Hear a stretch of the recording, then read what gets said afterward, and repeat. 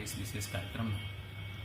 दर्शकों, इस देश की अर्थव्यवस्था की रीढ़ समझे जाने वाली बैंकिंग व्यवस्था हमारे देश के विकास में अपना महत्वपूर्ण भूमिका अदा करती है। उसमें भी जो भारतीय स्टेट बैंक है, जो भारत सरकार का पूर्णतः बैंक कहा जाता है, उसका योगदान हमारे देश में, देश की प्रगति में बहुत अधिक है।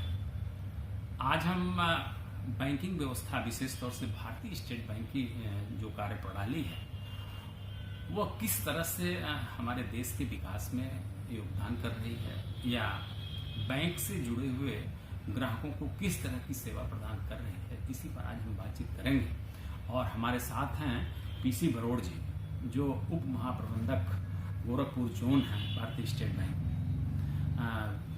बरोड़ साहब, आपका स्वागत है। धन्यवाद। जैसा कि हमने कहा है कि जो बैंकिंग व्यवस्था है भारत की अर्थव्यवस्था की रीढ़ है, और देश की प्रगति में बैंकिंग व्यवस्था का महत्वपूर्ण योगदान है। तो भारतीय स्टेट बैंक किस तरह से अपने ग्राहकों के प्रति, चूंकि एक आम धारणा है कि बैंक में पैसा जमा करना और निकालना यही बैंक का काम है, लेकिन इसके अतिरिक्त और सारे क्या क्या कार्य हैं इस भारतीय स्टेट बैंक के, इसके बारे में जरा सा प्रकाश डालें। धन्यवाद।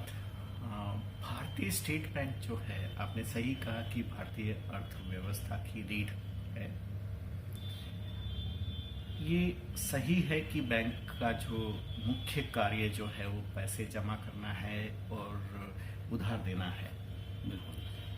लेकिन वक्त के साथ जो बैंकिंग की अपने आप में एक परिभाषा बदल गई है। अर्थव्यवस्था में बैंकों का जो एक रोल होता है, एक भूमिका होती है, वो भी बदल गई है। आज जो बैंकिंग है वो अर्थव्यवस्था को चलाने के लिए बहुत बड़ा सूत्रधार बन चुकी है, क्योंकि आप जितने भी योजनाएं हैं, या जितने भी विकास कार्य हैं, या जितने भी व्यवसाय सेटअप या रनिंग है, इन सब के लिए, चाहे पब्लिक हो चाहे प्राइवेट हो, इन सब के लिए बैंकिंग इंफ्रास्ट्रक्चर जो है वो बहुत बहुत महत्वपूर्ण है।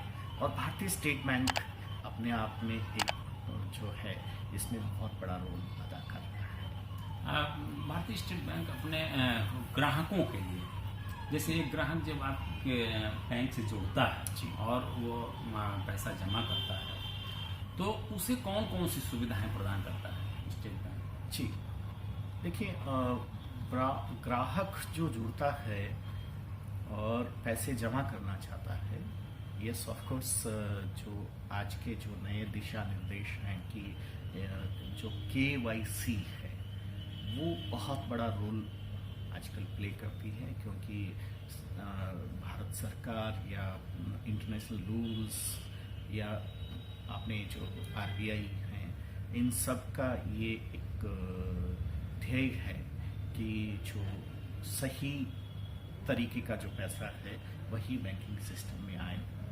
तो KYC कंप्लीट होने के साथ ही, जिसमें कि हर एक व्यक्ति को अपनी पहचान और अपने निवास की जो है वो प्रस्तुत करना होता है, तो उस जुड़ने के साथ ही वो बैंक से जुड़ जाता है, उसका खाता जो है वो बन जाता है, खुल जाता है।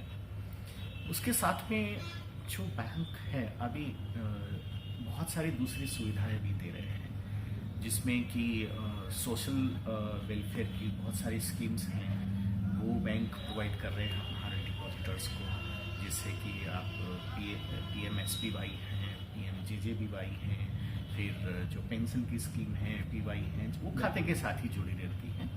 और उसके साथ में बैंक्स दूसरी सारी सुविधाएं भी हैं, जैसे कि लॉकर्स हैं, या फिर दूसरी जो फंड डिजिटल जो सुविधाएं हैं, वो सारी सुविधाएं स्टेट बैंक प्रोवाइड। अच्छा, अक्सर बरोड़ साहब ये कहा जाता है कि जो खाता धारक होता है उसके खाते में जो पैसे जमा होते हैं, उस जमा राशि पर उन्हें सामाजिक सुरक्षा की स्कीम से जोड़ दिया जाता है, जैसे उनका बीमा हो जाता है।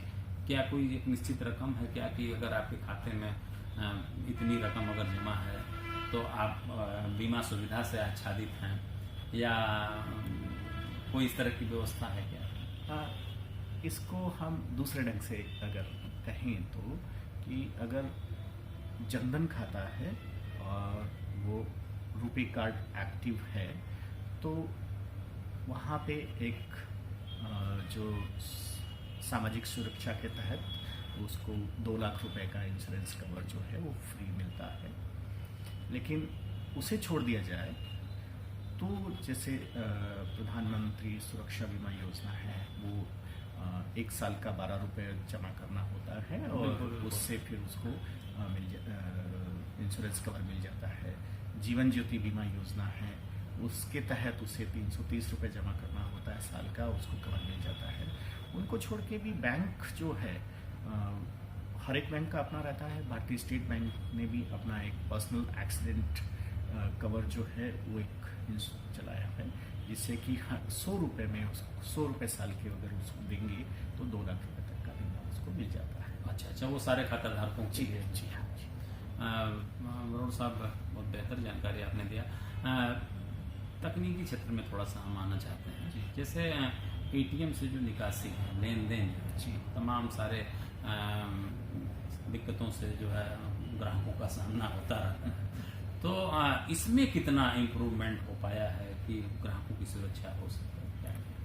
देखिए, स्टेट बैंक ने इसमें बहुत काम किया है। एटीएम, देखिए एटीएम टेक्नोलॉजी जो है वो काफ़ी पुरानी है। जो डेबिट कार्ड, हमारा जो एटीएम कार्ड है वो काफ़ी, और उसके साथ में बहुत सारी रिस्क जो है वो जुड़ी हुई है। खो जाता है कहीं पे, कोई शोल्डर सर्फिंग करता है, हमारे कार्ड को देख लेता है, हमारा पिन देख लेता है। ये सारी चीज़ें बहुत सारी हैं आजकल, और उसका मिसयूज़ भी बहुत होता है आजकल, क्योंकि हमारे बहुत सारे जो ग्राहक है, खाता धारक है, वो जो ज़रूरत की जो सावधानी है वो नहीं रख पाते हैं। तो इसमें पहली बात तो ये है कि स्टेट बैंक अभी चाह रहा है कि सभी कार्डलेस ट्रांजेक्शन्स करें। हमारे पास हमने एक नई ऐप स्टार्ट करी है, you only need one, YONO के तहत हम अभी एटीएम से बिना कार्ड के नकद निकासी प्रोवाइड कर रहे हैं। ऑफ कोर्स योनो से सारी बैंकिंग सुविधाएं मिलती हैं, लेकिन आपको कार्ड यूज़ किए बिना हर बार नया पासवर्ड और रेफरेंस नंबर डाल के आप पैसा निकाल सकते हैं। लेकिन एटीएम कार्ड में भी बैंक ने जो अभी किया है कि आप जब भी पैसा निकालते हैं 10,000 के ऊपर, तो आपको आपके मोबाइल पे एक OTP आता है, वो OTP डालना होता है, जिससे कि डबल चेक हो जाता है बिल्कुल आप ही उसको यूज़ कर रहे हैं। मतलब कुल मिलाकर के जो ग्राहकों की सुरक्षा की दृष्टि से भारतीय स्टेट बैंक बेहद जागरूक है, लगातार कार्य कर रहा है। हम आते हैं थोड़ा सा ऋण की तरफ। जैसे मान लीजिए तमाम सारे उद्यमी, तमाम सारे इंडस्ट्रियलिस्ट जो है अपना जो भी कार्य करते हैं उसमें बैंकों की मदद के बिना ये संभव नहीं है कि वो अपना कार्य कर सकें। तो कोई व्यक्ति अगर एक, चूंकि MSME सेक्टर भारत सरकार का बहुत बड़ा सेक्टर है, तो अगर MSME की हम बात करें तो MSME के लिए अगर कोई व्यक्ति कुछ कार्य करना चाहता है तो उसके लिए कैसे आप भारतीय स्टेट बैंक उसका सहयोग करेगा? जी, जब कभी कोई उद्यमी नया व्यवसाय करना चाह रहा है या कोई सर्विस इंडस्ट्री डालना चाह रहा है या छोटा से छोटा या बड़े से बड़ा जो उद्योग लगाना चाह रहा है, तो 2 माध्यम हैं। एक तो ये है कि कुछ सरकारी एजेंसीज हैं, आप उनके थ्रू आ जाइए, DIC के थ्रू आ जाइए, KVIB के थ्रू आ जाइए, और भी बहुत सारी सरकारी एजेंसीज हैं, आप अपनी एप्लीकेशंस उनके थ्रू दे दीजिए। और दूसरा ये है कि आप अपने जो नज़दीकी भारतीय स्टेट बैंक की शाखा है उनके पास जाइए, उनको कांटेक्ट करिए और वो आपको जो है ज़रूरी सुविधाएं अपने आप प्रोवाइड करेंगे। इसमें होता क्या है कि जो भी आप नया एंटरप्रेन्योर शुरू करना चाहते हैं उसके लिए आपको कुछ बेसिक चीज़ें जो हैं वो पहले करनी ज़रूरी होती हैं, और बहुत बार शायद वहाँ शाखा में जाने से पहले या आप किसी एजेंसी के थ्रू अप्लाई करने से पहले शायद हमें नॉलेज ना हो तो हम बिल्कुल, वो बिल्कुल। चीज़ें हम पूरी नहीं कर पाते हैं। लेकिन मैं जो यहाँ हमारे सभी दर्शकों को बताना चाहूँगा कि भारतीय स्टेट बैंक के दरवाजे सभी के लिए खुले हैं। हम चाहते हैं कि ज़्यादा से ज़्यादा लोग आए, अपने लिए रोज़गार पैदा करें, दूसरों के लिए रोज़गार पैदा करें। बिल्कुल। आप चाहें छोटे से छोटा कोई बिजनेस चालू कर सकते हैं, आप पान ठेला शुरू कर सकते हैं, आप रिटेल शॉप लगा सकते हैं, आप बार्बर शॉप कर सकते हैं, आप कुछ मैन्युफैक्चरिंग यूनिट लगा सकते हैं, आप कुछ सर्विस प्रोवाइड की यूनिट लगा सकते हैं। आप भारतीय स्टेट बैंक के पास आइए और हम दो चार चीज़ें जो हैं वो ज़रा देखते हैं और उसके साथ में ही ये जो ज़रूरी फाइनेंशियल फैसिलिटी है वो मिल जाती है। मिल जाती है। नहीं, ये ग्राहकों के लिए है, विशेष तौर से हमारे दर्शकों के लिए वह जरूरी है, क्योंकि हम ये प्लेटफॉर्म, ये ग्राहक इसको यूट्यूब से देखेगा तो उसका और व्यापक क्षेत्र है जो है। तो ऐसी स्थिति में जो आपकी योजनाएं हैं और विस्तारित होंगी। जैसा कि आपने कहा कि जब ग्राहक आता है तो तमाम सारी चीज़ें वो नहीं जान पाता है, तो ऐसी स्थिति में जब आपके पास वो आना चाहता है तो सारी जानकारी उसे मिल जाए, तो इसके लिए कोई हेल्प डेस्क आपकी कार्य करती है? देखिए, हमारी भारतीय स्टेट बैंक की वेबसाइट जो है वो अपने आप में कॉम्प्रिहेंसिवली है। आप उस पर जाइए, वो आपको पूरी जानकारियाँ मिल जाती हैं इसमें। अच्छा अच्छा। हाँ। बरोड़ साहब, हम जो भारत सरकार की जो कृषि योजनाएं हैं, कृषि क्षेत्र में अगर व्यक्ति कोई कार्य करना चाहता है तो इसके लिए भारतीय स्टेट बैंक की क्या व्यवस्था है? देखिए, कृषि के लिए जो सबसे अहम चीज़ है वो जो है, आपको कृषि करने के लिए जो एक सहायता चाहिए और उसके लिए एक किसान क्रेडिट कार्ड नाम सुविधा है। वो एक्चुअली भारतीय स्टेट बैंक और गवर्नमेंट ऑफ इंडिया चाह रही हैं कि हर एक किसान को वो कार्ड प्रोवाइड किया जाए, जिसको केसीसी सैचुरेशन बोल रहे हैं। भारतीय स्टेट बैंक उस पर काम कर रहा है और हमने बहुत सारे गांवों में सभी जो एलिजिबल हमारे फार्मर्स हैं, कृषक हैं, उनको प्रोवाइड कर दिया है। उसमें क्या है कि 1,60,000 तक किसी भी तरीके का कोई चार्ज क्रिएट नहीं होता है, केवल उसका लैंड रिकॉर्ड देखा जाता है, उसकी केवाईसी देखी जाती है और उसको वो ऋण प्रदान कर दिया जाता है। उसके ऊपर है तो फिर वो लैंड पे चार्ज क्रिएट किया जाता है।